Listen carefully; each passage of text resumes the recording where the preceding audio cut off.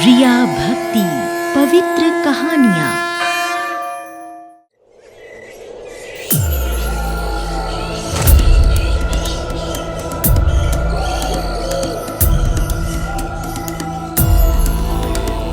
युगों युगों से कही जा रही, युगों युगों से सुनी जा रही, युगों युगों से कही जा रही, युगों युगों से सुनी जा रही।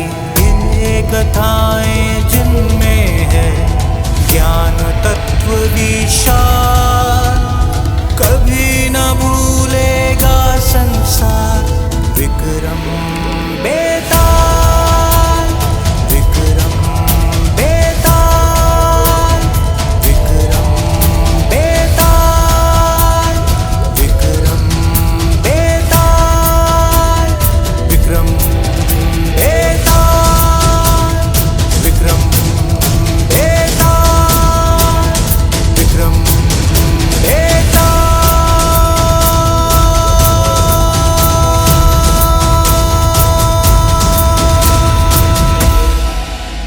राजन, रास्ता लंबा है, बिना कहानी के यात्रा उबाऊ हो जाएगी।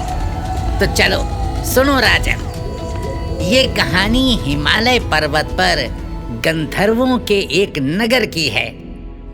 नगर का राजा जीमूत केतु और उसका इकलौता पुत्र जीमूत वाहन हमेशा धर्म कर्म में लगे रहते थे। उनकी धार्मिक सहिष्णुता से प्रजा में राजदंड का भय जाता रहा और एक दिन प्रजा ने राजमहल को चारों ओर से घेर लिया। पिताजी, प्रजा ने हमारी सहिष्णुता को हमारी कमजोरी समझ लिया है। प्रजा भूल रही है अपनी शक्ति और बुद्धि से ही हम उनके राजा बने हैं। शायद तुम ठीक कह रहे हो पुत्र। प्रजा से ये अपेक्षित नहीं था कि वो हमारे विषय में ऐसी धारणा बनाएंगे। पिताश्री, प्रजा का ये विद्रोह देखकर हमारा रक्त खौल रहा है। इन्हें सबक सिखाना आवश्यक है। आप आदेश दें, हम अभी जाकर बलपूर्वक विद्रोह को कुचल देते हैं। नहीं पुत्र, हिंसा उचित नहीं। विद्रोह कुचलने में निर्दोष प्रजा मारी जाएगी। प्रजा ने राजा के विरुद्ध विद्रोह किया, फिर प्रजा निर्दोष कैसे हुई पिताश्री? हम जानते हैं पुत्र, हम जानते हैं कि हमारे अपने बंधुओं ने प्रजा को भ्रमित किया है ताकि विद्रोह की आड़ में वो राजपाट हासिल कर सके। हो, हमारे विरुद्ध इतना बड़ा षड्यंत्र और हम अनभिज्ञ रहे। प्रजा को सबक सिखाने से पहले अपने बंधुओं को सबक सिखाना होगा। नहीं पुत्र, हमें किसी को सबक नहीं सिखाना। जानते हो ना, युधिष्ठिर भी महाभारत युद्ध के बाद पछताए थे। फिर हम क्या करें पिताश्री? विद्रोही प्रजा थोड़ी ही देर में राजमहल के भीतर घुस आएगी। हम निर्णय ले चुके हैं पुत्र। हम राजपाट अपने बंधुओं को सौंपकर मलयांचल पर्वत पर चले जाएंगे। आपका निर्णय सिर आंखों पर। हम भी आपके साथ चलेंगे पिताश्री। तो राजन, जीमूत वाहन अपने पिता के साथ वहीं मलयांचल में रहने लगा। वहीं उसकी मुलाकात एक राजकुमार से हुई। मलय प्रदेश के राजा ने अपनी पुत्री का विवाह जीमूत वाहन से धूमधाम से कर दिया। जीमूत वाहन अपनी पत्नी के साथ सुख से रहने लगा। एक दिन जीमूत वाहन अपने मित्र ऋषि पुत्र के साथ घूम रहा था। तभी उसने पहाड़ पर सफेद रंग का एक विशाल ढेर देखा तो वो चौंक गया। पता करने पर पता चला कि वो गरुड़ द्वारा मारे गए नागों की हड्डियों का ढेर है। वहीं उन्हें एक बुढ़िया रोते हुए मिली। जीमूत वाहन ने उससे पूछा, क्या हुआ मां? तुम रो क्यों रही हो? बेटा, आज मेरे बेटे शंखचूड़ नाग की बारी है। आज उसे गरुड़ आकर खा जाएगा। क्यों खा जाएगा? बेटा, वो रोज एक नाग को खाता है। मां, तुम चिंता मत करो, मैं उसके बदले चाहूंगा। तुम्हारे बेटे को कुछ नहीं होगा।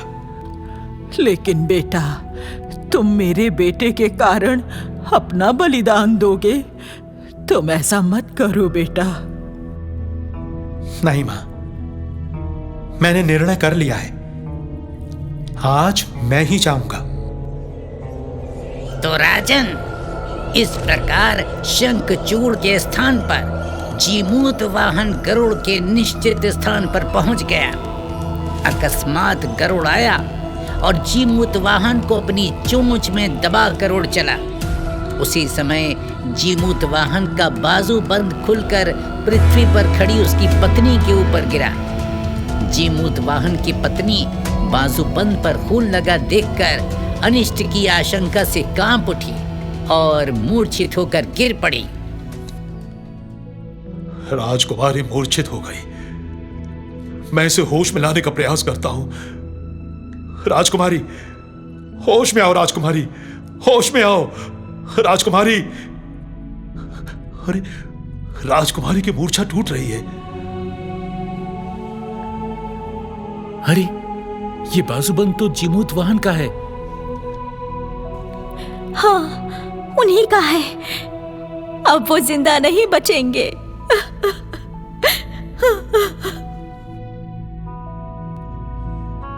रो मत पुत्री, मत रो। अपने पति पर भरोसा रख। तेरे पति ने किसी निर्दोष के प्राण बचाने के लिए अपने आप को संकट में डाला है। ईश्वर ऐसे महान लोगों की सहायता करता है। मुझे ईश्वर पर पूरा भरोसा है। तेरा पति सकुशल वापस लौट आएगा। पहले अपने आंसू पोंछ ले। अरे, ये तो गरुड़ के आने की निशानी है। वो देखो, आसमान में गरुड़ उड़ रहा है। हाँ, अरे हाँ। उसकी चोंच में तेरा पति भी दबा है पुत्री। ईश्वर की कृपा है जो अभी तेरा पति सकुशल है।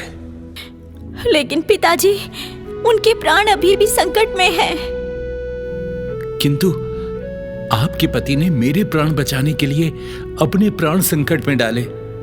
आपके पति के प्राण बचाने का उत्तरदायित्व मेरा है। हे गरुड़, तू इसे छोड़ दे। आज बारी तो मेरी थी। उस मासूम को छोड़कर मुझसे अपने पेट की भूख मिटा। गरुड़ नीचे आ रहा है। हे गरुड़, मैं तुम्हारे सामने हूं। जीमूत वाहन को छोड़कर मेरे प्राण ले लो गरुड़। धन्यवाद गरुड़, तुम्हारे साथ आकाश में सैर करने में बड़ा आनंद आया। लेकिन पहले ये बता, तू अपनी जान क्यों दे रहा था? उत्तम पुरुष को हमेशा दूसरों की मदद करनी चाहिए। मैंने सामने खड़े शंखचूड़ के प्राण बचाने के लिए अपने आप को तुम्हारे हवाले किया। मैं तेरे उत्तर से बहुत प्रसन्न हुआ। दूसरों की सहायता करने वाले मुझे हमेशा प्रिय रहे हैं। मांग, क्या मांगता है? मैं तेरी इच्छा पूरी करूंगा। हे गरुड़, मेरी इच्छा है कि जिन नागों को आपने आज तक खाया है, जिनकी हड्डियों का ढेर लगा है, वो सब पुनः जीवित हो जाएं। तथास्तु। रात्रि में चंद्रमा की किरणों का स्पर्श होते ही हड्डियों के ढेर पुनः नागों में परिवर्तित हो जाएंगे। मैं जानता हूं तुम्हारा राज्य तुम्हारे बांधवों ने हड़प लिया है। तुम चाहते तो अपना खोया राजपाट भी मांग सकते थे, किंतु तुमने दूसरों का जीवन बचाया। इसलिए मैं तुम्हें वर देता हूं, तुम्हें खोया राजपाट भी वापस मिल जाएगा। हाँ तो राजन, जीमूत वाहन को खोया राजपाट भी मिल गया और हड्डियों के ढेर में परिवर्तित नागों को पुनर्जीवन भी मिल गया। इस दोहरी सफलता में सबसे बड़ा योगदान किसका है, बताओ? यदि तुमने इस प्रश्न का उत्तर जानते हुए भी नहीं दिया तो तुम जानते हो ना, तुम्हारा सिर टुकड़े टुकड़े होकर बिखर जाएगा।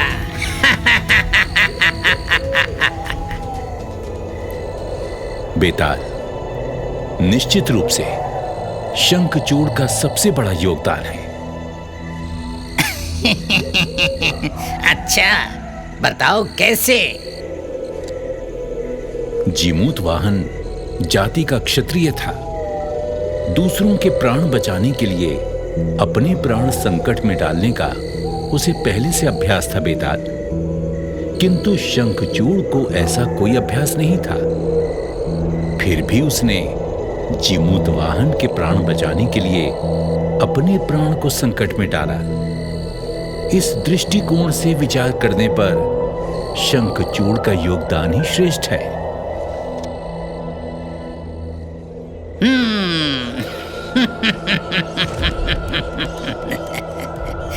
विक्रम, मान गए तुझे, मान गए। तुम उत्तर देने में पारंगत हो, किंतु अपना मौन स्थापित कर पाने में नहीं।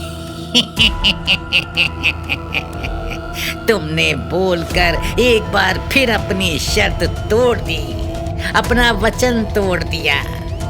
अब मैं तुम्हारे साथ आगे नहीं जा सकता राजन, तो मैं चला।